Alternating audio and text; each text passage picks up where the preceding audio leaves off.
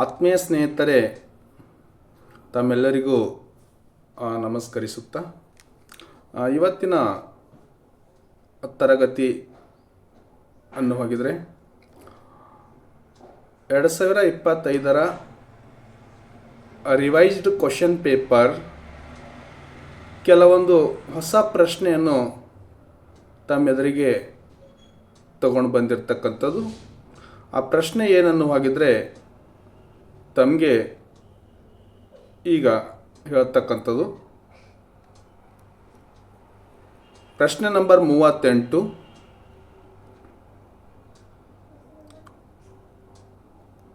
ಉಪ್ಪಿನ ಬೇಡಿಕೆ ಮತ್ತು ಪೂರೈಕೆಗಳನ್ನು QD = 100 - P ಮತ್ತು QS = 70 + 2P ಎಂದು ಕೊಡಲಾಗಿದೆ ಎಂದುಕೊಳ್ಳೋಣ. ಅದರಲ್ಲಿ ಎ ಸಮತೋಲನ ಬೆಲೆ ಮತ್ತು ಪ್ರಮಾಣಗಳನ್ನು ಕಂಡುಹಿಡಿಯಿರಿ ಅಂತ ಕೇಳಿರ್ತಕ್ಕಂಥ ಪ್ರಶ್ನೆ ಇದೆ. ಇಲ್ಲಿ ಸಮತೋಲನ ಬೆಲೆ ಮತ್ತು ಈ ಪ್ರಮಾಣಗಳನ್ನು ಕಂಡುಹಿಡಿಯಿರಿ ಅಂತ ಕೇಳಿರ್ತಕ್ಕಂಥ ಪ್ರಶ್ನೆ ಒಂದು. ಎರಡನೇ ಪ್ರಶ್ನೆ ಬಿ ಯಲ್ಲಿ ಉಪ್ಪಿನ ಪ್ರತಿ ಘಟಕದ ಮೇಲೆ ಸರ್ಕಾರ ₹3 ತೆರಿಗೆಯನ್ನು ವಿಧಿಸಿದೆ ಎಂದುಕೊಳ್ಳೋಣ. ಇದು ಸಮತೋಲನ ಬೆಲೆ ಮತ್ತು ಪ್ರಮಾಣಗಳ ಮೇಲೆ ಹೇಗೆ ಪರಿಣಾಮ ಬೀರುತ್ತದೆ ಅಂತ ಈ ಪ್ರಶ್ನೆ ಕೇಳಿದ್ದಾರೆ. ಈ ಪ್ರಶ್ನೆ ವಿವರಿಸುವುದಕ್ಕಿಂತ ಮುಂಚಿತವಾಗಿ ಯಾರು ನಮ್ಮ ಚಾನೆಲ್ಗೆ ಹೊಸಬರಾಗಿದ್ದಾದರೆ ತಾವುಗಳನ್ನು ಸಬ್ಸ್ಕ್ರೈಬ್ ಮಾಡಿ ಬೆಲ್ ಐಕನ್ ಒತ್ತುವುದರ ಮುಖಾಂತರ ನಾನು ಮಾಡ್ತಕ್ಕಂಥ ಪ್ರತಿಯೊಂದು ವಿಡಿಯೋಗಳನ್ನು ತಮಗೆ ಬೇಗನೆ ಬಂದು ತಲುಪುತ್ತವೆ. ಈ ಹೊಸ ಕ್ವಶನ್ಗಳು ಯಾವ ರೀತಿ ಬಿಡಿಸೋಣ ಅಂತ ವಿದ್ಯಾರ್ಥಿಗಳಿಗೆ ಉಪಯುಕ್ತತೆ ಆಗ್ತದೆ ಅನ್ನೋಕ್ಕಂಥ ದೃಷ್ಟಿಕೋನದಿಂದ ಈ ಪ್ರಶ್ನೆಯನ್ನು ನಾನು ತೆಗೆದುಕೊಂಡು ಬಂದಿರತಕ್ಕಂಥದ್ದು. ಈಗ ಎ ಸಮತೋಲನ ಬೆಲೆ ಮತ್ತು ಪ್ರಮಾಣ ಕಂಡುಹಿಡಿಯಿರಿ ಅಂತ ಇಲ್ಲಿ ಉತ್ತರ ಬಿಡಿಸೋಣ ಸ್ನೇಹಿತರೆ. ಉತ್ತರ ಎ. ಇಲ್ಲಿ QD = QS ಅಂತ ಕೇಳಿರ್ತಕ್ಕಂಥದ್ದು ಇದು ಸೂತ್ರ ಇದೆ. ಈ QD ಮೇಲ್ಗಡೆ ಇಲ್ಲಿ ಕೊಟ್ಟಿದ್ದಾರೆ ನೋಡಿ, QD = 100 - P ಅಂತ. ಆ ಕಾರಣಕ್ಕಾಗಿ QD ಇದ್ರ ಬಿಡಿಸೋಣ. ಫಸ್ಟ್ QD 100 - P ಕೊಟ್ಟಿದ್ದಾರೆ = ಅದೇ ರೀತಿಯಾಗಿ QS ಈ ಭಾಗ QS ಏನು ಕೊಟ್ಟಿದ್ದಾರೆ ಅಂತ ನೋಡಿ, QS = 70 + 2P ಎಂದು. ಇದು ಕೂಡ ಹಾಗೆ ಇಲ್ಲಿ ಬರ್ಕೊಳ್ಳೋಣ 70 + 2P. ಮುಂದುವರೆದು ಈ 100ಕ್ಕೆ 100 ಇಳಿಸ್ಕೊಂಡೆವು. 100 ಮೈನಸ್ ಈ 70 ಅಂತಕ್ಕಂಥದ್ದು ಈ ಕಡೆ ತಗೊಂಡು ಬಂದು ಅಂದರೆ 100 - 70 ಆಯಿತು = P ಅನ್ನೋದು P ಈ ಕಡೆ ಬಂದು ಬಲಗಡೆ ಬಂದು ಪ್ಲಸ್ ಈ P2 ಏನದಲ್ಲ P2 ಹಾಗೆ ಇಟ್ಟೆವು. ಇಲ್ಲಿ ನೋಡಿ 100ದಲ್ಲಿ -70 ಕಳೆದಾಗ ನಮಗೇನು ಬಂತು ಆನ್ಸರು 30 ಬಂತು. ಇಲ್ಲಿ P + 2P ಏನಿದೆ ಆಗ್ತದೆ ಅಂತಂದರೆ = ಇದು ಚಿಹ್ನೆ ಏನದ ಹಾಗೆ ಇಡೋದು 3P ಆಗ್ತದೆ. ಇಲ್ಲಿ ನೋಡಿ ಈ P ಅನ್ನು ಹೊರಗಡೆ ತಂದು =30 ಅಂದ ಆ 30 ಇಲ್ಲೇ ಇಟ್ಟು ಬಾರ್ ಚಿಹ್ನೆ ಹಾಕಿ ಇದು 3 ಏನದಲ್ಲ ಈ 3 ಇಲ್ಲಿಟ್ಟಾಗ ಏನಾಗ್ತದೆ ಅಂತಂದರೆ 30/3 ಅಂತಂದರೆ 10 = ಎಷ್ಟು ಬರುತ್ತೆ 10 ಆಗ್ತದೆ. ಹಾಗಾದರೆ ಇಲ್ಲಿ ಸಮತೋಲನ ಬೆಲೆ ಎಷ್ಟಾಗ್ತದೆ ಅಂತಂದರೆ 10 ಆಗ್ತದೆ. ನೆಕ್ಸ್ಟು ಈಗ ಸಮತೋಲನ ಬೆಲೆ ಕಂಡು ಹಿಡಿದೇವ. ನಂತರ ಸಮತೋಲನ ಬೇಡಿಕೆ ಕಂಡುಹಿಡಿಬೇಕು ಮತ್ತು ಸಮತೋಲನ ಪೂರೈಕೆ ಕಂಡುಹಿಡಿಬೇಕು. ಈ ಸಮತೋಲನ ಬೇಡಿಕೆಯಲ್ಲಿ ನೋಡಿ QD = 100 - P. QD ಅಂತಂತಂದರೆ ನಿಮಗೆ ತಿಳ್ಕೋಬೇಕು ಕ್ವಾಂಟಿಟಿ ಡಿಮ್ಯಾಂಡ್. ಕ್ವಾಂಟಿಟಿ ಡಿಮ್ಯಾಂಡ್ ಅಂತಂದರೆ ಬೇಡಿಕೆಯ ಪ್ರಮಾಣ ಅಂತ ಅರ್ಥ ಸೂಚಿಸ್ತದೆ. ಕ್ಯೂ ಡಿ ಅಂತಂದರೆ ಕ್ಯೂ ಡಿ ಏನು ಸೂಚಿಸ್ತಾರೆ? ಬೇಡಿಕೆ ಪ್ರಮಾಣ. ಅದೇ ರೀತಿ ಕ್ಯೂ ಎಸ್ ಏನು ಸೂಚಿಸ್ತದೆ?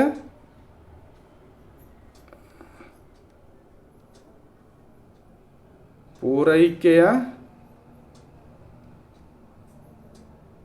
ಪ್ರಮಾಣ. ಹೌದಾ? ಇಲ್ಲಿ ನೋಡಿ, Q D equal to 100 minus P ಸೂತ್ರದಲ್ಲಿ ಕೊಟ್ಟಿದ್ದ ನಿಮ್ಗೆ ಗೊತ್ತಿದೆ. Q D equal to 100 minus P ಅಂತಂದರೆ ಪಿ ಬೆಲೆ ಕಂಡು ಹಿಡಿದೇವೆ. ಈಗ ಪಿ ಬೆಲೆ ಎಷ್ಟು ವಿದ್ಯಾರ್ಥಿಗಳೇ? 10 ಬಂದಿದೆ. ಹೌದಾ? ಈ 10 ಏನಾಗಿದೆ ಅಂತಂದರೆ ಇಲ್ಲಿ ಇಟ್ಕೊಂಡಿದ್ದಿ, ಪಿ ಬೆಲೆ 10. ಇಲ್ಲಿ ನೋಡಿ, ಕ್ಯೂ ಡಿ ಈಕ್ವಲ್ ಟು 100ರಲ್ಲಿ ಮೈನಸ್ 10 ಕಳೆದಾಗ ನಮಗೆ ಕ್ಯೂ ಡಿ ಎಷ್ಟು ಬರ್ತದೆ? 90 ಬರ್ತದೆ ಆನ್ಸರ್. ಕ್ಯೂ ಡಿ ಎಷ್ಟು? 90. ಅದೇ ರೀತಿಯಾಗಿ ಕ್ಯೂ ಎಸ್ ಸಮತೋಲನ ಪೂರೈಕೆ. ಕ್ಯೂ ಎಸ್ ಈಕ್ವಲ್ ಟು ಇಲ್ಲದ ಸೂತ್ರದಲ್ಲಿ ಕೊಟ್ಟನ 70 plus 2p. Q S equal to 70 plus 2. ಈ ಪಿ ಇದ್ದಲ್ಲಿ ಮತ್ತೆ ನಾವು ಇದೇ ಬೆಲೆಯನ್ನು ಹೈಕೊಳ್ಬೇಕು. ಸಮತೋಲನ ಬೆಲೆ ಎಷ್ಟು? 10 ಹೈಕೊಂಡೇವ.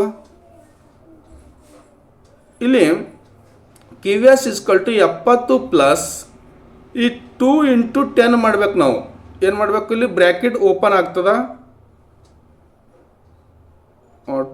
2 ಇಂಟು 10 ಬೆಲೆ ಅದನ, 10 ಬೆಲೆ. ಆ ಕಾರಣಕ್ಕಾಗಿ ಈಕ್ವಲ್ ಟು ಎಷ್ಟಾಗ್ತದ? 20 ಆಗ್ತದ. ಈ 20 ಡೈರೆಕ್ಟಾಗಿ ಇಲ್ಲಿ ಇಟ್ಟೇವ. ನಾ ಬಿಡಿಸ್ಕೊಂಡು ಹೇಳ್ತೀನಿ, ಅಲ್ಲಿ ಏನು ಡೈರೆಕ್ಟ್ ಕೊಟ್ಟಿದ್ದಾರೆ. 70 ಪ್ಲಸ್ 20 ಎಷ್ಟಾಗ್ತದೆ? ಪ್ಲಸ್ ಮಾಡಿದಾಗ 90 ಆಗ್ತದೆ. ಕ್ಯೂ ಎಸ್ ಇಸ್ಕಲ್ ಟು ಎಷ್ಟಾಯಿತು? 90 ಆನ್ಸರ್. ಓಕೆ. ಉಪ್ಪಿನ ಸಮತೋಲನ ಬೇಡಿಕೆ ಮತ್ತು ಪೂರೈಕೆಯ ಪ್ರಮಾಣ ಎಷ್ಟಾಯಿತು? 90 ಆಗಿರ್ತಕ್ಕಂಥದ್ದು. ಹೌದ್ರಿ? ಇಲ್ಲಿ ನೋಡಿ ಆನ್ಸರ್ 90. ಎರಡದು 90 ಅದ. ಬೇಡಿಕೆನೂ 90 ಇದೆ, ಪೂರೈಕೆನೂ ಕೂಡ 90 ಇದೆ. ಆ ಕಾರಣಕ್ಕಾಗಿ ಇದಕ್ಕೆ ನಾವೇನು ಅಂತೇವೆ ಅಂತಂದ್ರೆ ಉಪ್ಪಿನ ಸಮತೋಲನ ಬೇಡಿಕೆ ಅಂತ ಹೇಳ್ತೇವೆ. ಸಮತೋಲನ ಬೇಡಿಕೆ ಮತ್ತು ಪೂರೈಕೆ. ನೋಡಿ, ಒಂದನೇ ಪ್ರಶ್ನೆ ಅದೇ ಕೇಳ್ಯಾರ ಇಲ್ಲ? ಸಮತೋಲನ ಬೆಲೆ 10 ಇದೆ ಮತ್ತು ಪ್ರಮಾಣ ಕಂಡು ಹಿಡಿಯಿರಿ. ಪ್ರಮಾಣ ಎರಡದು ಸಮತೋಲನ ಬೇಡಿಕೆ ಮತ್ತು ಸಮತೋಲನ ಪೂರೈಕೆ ಪ್ರಮಾಣ ಎಷ್ಟಾಯಿತು? 90 ಆಯಿತು. ನೆಕ್ಸ್ಟು ಇಲ್ಲಿ ನೋಡಿ, ಈಗ ಬಿ ಪ್ರಶ್ನೆ, ಉಪ್ಪಿನ ಪ್ರತಿ ಘಟಕದ ಮೇಲೆ ಸರ್ಕಾರ 3 ರೂಪಾಯಿಗಳನ್ನು ತೆರಿಗೆ ವಿಧಿಸಿದೆ ಎಂದುಕೊಳ್ಳೋಣ. ಸಮತೋಲನ ಬೆಲೆ ಮತ್ತು ಪ್ರಮಾಣಗಳ ಮೇಲೆ ಹೇಗೆ ಪರಿಣಾಮ ಬೀರುತ್ತದೆ ಅಂತಕ್ಕಂಥದ್ದು.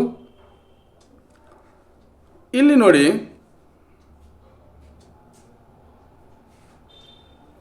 ಯಾವ ರೀತಿ ಪರಿಣಾಮ ಬೀರಿದೆ ಅಂತಕ್ಕಂಥದ್ದು ಈ ಪ್ರಶ್ನೆಯ ಮುಖಾಂತರ ನಾವು ಅರ್ಥ ಮಾಡ್ಕೊಳ್ಬೋದು.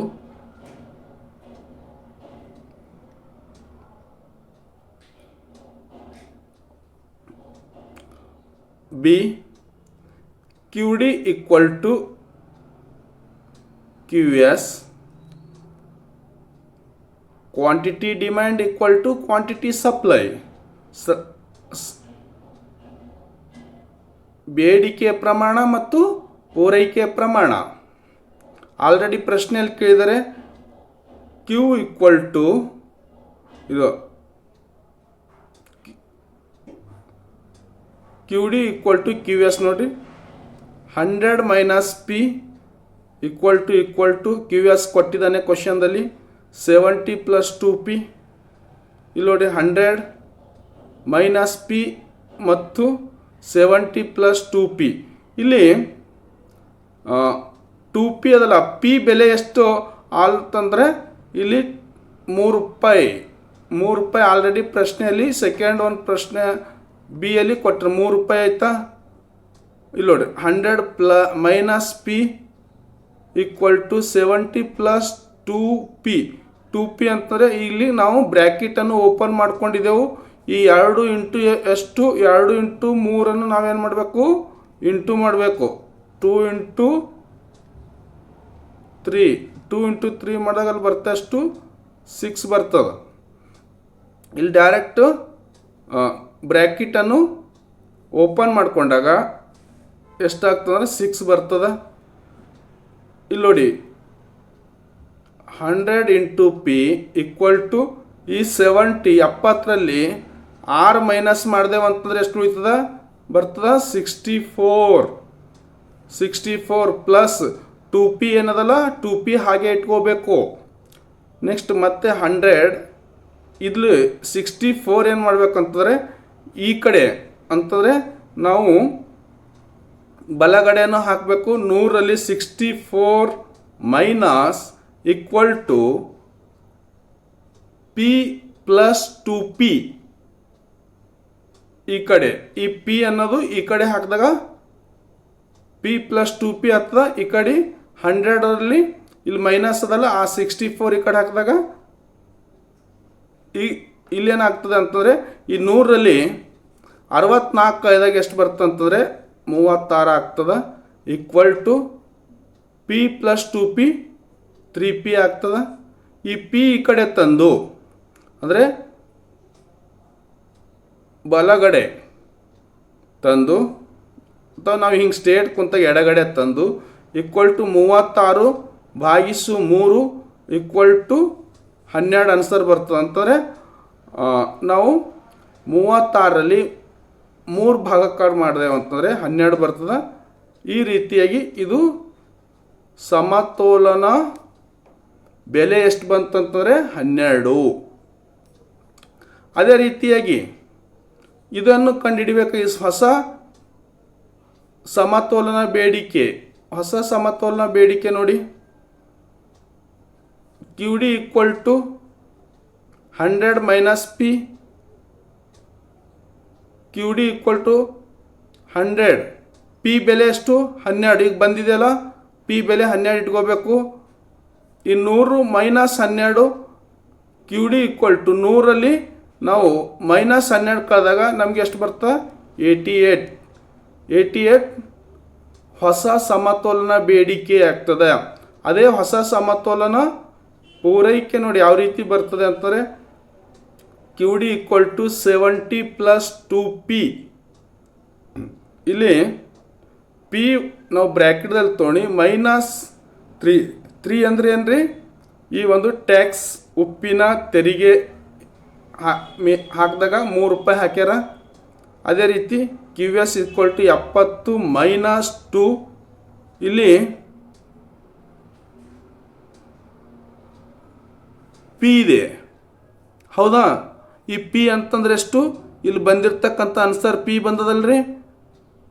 ಈ ಪಿ ಅಂದರೆ 12 ಮೈನಸ್ 3 ಯಾವ್ದು ಹಾಕ್ಯಾರ, ಈ ಉಪ್ಪಿನ ಸರ್ಕಾರ ಹಾಕ್ತಕ್ಕಂಥ ತೆರಿಗೆ 3 ಆಗಿದೆ. ಆ ಕಾರಣಕ್ಕಾಗಿ ನೋಡಿ Q S equal to 70 plus 2. ಈ 12ರಲ್ಲಿ 3 ತೆಗೆದಾಗ ಬರ್ತಾ ಎಷ್ಟು 9, ಬ್ರ್ಯಾಕೆಟ್ 9 ಇಟ್ಟರೆ ಡೈರೆಕ್ಟಾಗಿ ಮತ್ತೊಂದು step Q S equal to 70 plus ಈ ಬ್ರ್ಯಾಕೆಟ್ ಓಪನ್ ಮಾಡಿದಾಗ 2 ಇಂಟು 9 ಏನ್ರಿ, 2 ಇಂಟು 9 ಈಕ್ವಲ್ ಟು 18 ಹೌದಾ. Q S equal to 70 plus 18 ಎಷ್ಟು ಕೂಡಿಸಿದಾಗ ಕ್ಯೂ ಎಸ್ ಇಸ್ಕಲ್ ಟು 88 ಆಗ್ತಕ್ಕಂಥದ್ದು ಹೌದಲ್ಲ. ಇಲ್ಲಿ ನೋಡಿ ಕ್ಯೂ ಡಿನೂ 88 ಇದೆ, ಕ್ಯೂ ಎಸ್ನು ಕೂಡ 88. ಈ ಒಂದು ಹಳೆ ಬೆಲೆಗೂ ಮತ್ತು ಹೊಸ ಟ್ಯಾಕ್ಸನ್ನು ಹೆಚ್ಚಿಗೆ ಹಾಕಿದಾಗ ₹3 ಟ್ಯಾಕ್ಸ್ ಹಾಕಿದಾಗ ಈ ಒಟ್ಟು ಬೆಲೆ 12 ರೂಪಾಯಿ ಆಗ್ತದೆ. ಆದರೆ ಕ್ಯೂ ಡಿ ಕೂಡ ಅಲ್ಲಿ ಹಳೆ ಬೆಲೆ 10 ರೂಪಾಯಿ ಇದ್ದಾಗ ಎಷ್ಟು ಆಗ್ತದೆ ಅಂತಂದರೆ 90 ಆಗ್ತದ ಕ್ಯೂ ಡಿ, ಮತ್ತು ಕ್ಯೂ ಎಸ್ನು ಕೂಡ 90 ಆಗ್ತದ. ಈ ಹೊಸ ಬೆಲೆ ಬಂದಾಗ ಅಂದರೆ ಟ್ಯಾಕ್ಸ್ 3 ರೂಪಾಯಿ ಎಕ್ಸ್ಟ್ರಾ ಹಾಕಿದಾಗ 88 ಆಗ್ತದೆ. ಇದು ಕೂಡ 88 ಆಗ್ತದೆ. ನಮ್ಮ ಅರ್ಥಶಾಸ್ತ್ರದಲ್ಲಿ ನಿಮ್ಗೆ ಗೊತ್ತಿರಬೇಕು, ಬೆಲೆ ಹೆಚ್ಚಾದಂತೆ, ಪ್ರೈಸ್ ಇನ್ಕ್ರೀಸ್ ಆದಂತೆ ಈ ಡಿಮ್ಯಾಂಡ್ ಏನಾಗ್ತದೆ, ಡಿಗ್ರೀಸ್ ಆಗ್ತದೆ, ಕಡಿಮೆ ಆಗ್ತದ. ಒಂದು ವೇಳೆ ಇನ್ನೊಂದು ರೀತಿ ಪ್ರೈಸು ಕಡಿಮೆ ಆದಂತೆ ಡಿಮ್ಯಾಂಡ್ ಏನಾಗ್ತದ, ಹೆಚ್ಚಾಗ್ತದ. ಈ ರೀತಿ ಆಗಿರ್ತಕ್ಕಂಥದ್ದು ಇಲ್ಲಿ ನೋಡಿ. ಕೊನೆಗೆ ಉಪ್ಪಿನ ಮೇಲೆ ತೆರಿಗೆ ರೂಪಾಯಿ 3 ವಿಧಿಸಿದರಿಂದ ಹೊಸ ಸಮತೋಲನ ಬೆಲೆ 12 ಮತ್ತು ಹೊಸ ಸಮತೋಲನ ಪ್ರಮಾಣ 88 ಆಗಿದೆ ಅಂತಕ್ಕಂಥದ್ದು. ಇಷ್ಟು ತಾವುಗಳು ಆನ್ಸರ್ ಬರೆದಿದ್ದೇ ಆದರೆ ನಿಮಗೆ ಪರೀಕ್ಷೆಯಲ್ಲಿ 6 ಮಾರ್ಕ್ಸ್ಗಳನ್ನು ಖಚಿತವಾಗಿ ಪಡ್ಕೊಳ್ಬೋದು ಅಂತಕ್ಕಂಥ ಒಂದು ಸಂಖ್ಯಾತ್ಮಕ ಪ್ರಶ್ನೆಯನ್ನು ಇವತ್ತಿನ ತರಗತಿಯಲ್ಲಿ ವಿಶ್ಲೇಷಣೆ ಮಾಡಿರ್ತಕ್ಕಂಥದ್ದು, ಮತ್ತು ವಿಶೇಷವಾಗಿ ಅದನ್ನು ಯಾವ ರೀತಿ ಬಿಡಿಸಬೇಕು, ಯಾವ ಮೆಥಡ್ದಲ್ಲಿ ಅಂತಕ್ಕಂಥದ್ದು ಇವತ್ತಿನ ತರಗತಿಯನ್ನು ತಗೊಂಡಿರ್ತಕ್ಕಂಥದ್ದು. ಓಕೆ, ಈ ತರಗತಿ ತಮಗೆ ಇಷ್ಟವಾಗಿದ್ದಾದರೆ ತಾವುಗಳನ್ನು ಮತ್ತೆ ನಿಮ್ಮ ಫ್ರೆಂಡ್ಸ್ಗೆ, ನಿಮ್ಮ ತರಗತಿಯಲ್ಲಿರ್ತಕ್ಕಂಥ ವಿದ್ಯಾರ್ಥಿಗಳಿಗೆ ಶೇರ್ ಮಾಡಿ, ಸಬ್ಸ್ಕ್ರೈಬ್ ಮಾಡಿ ಅಂತ ಮತ್ತೊಮ್ಮೆ ಹೇಳ್ತಾ ಇವತ್ತಿನ ವಿಡಿಯೋವನ್ನು ಇಲ್ಲಿಗೆ ಮುಗಿಸ್ತಾ ಇದ್ದೇನೆ. ಧನ್ಯವಾದಗಳು.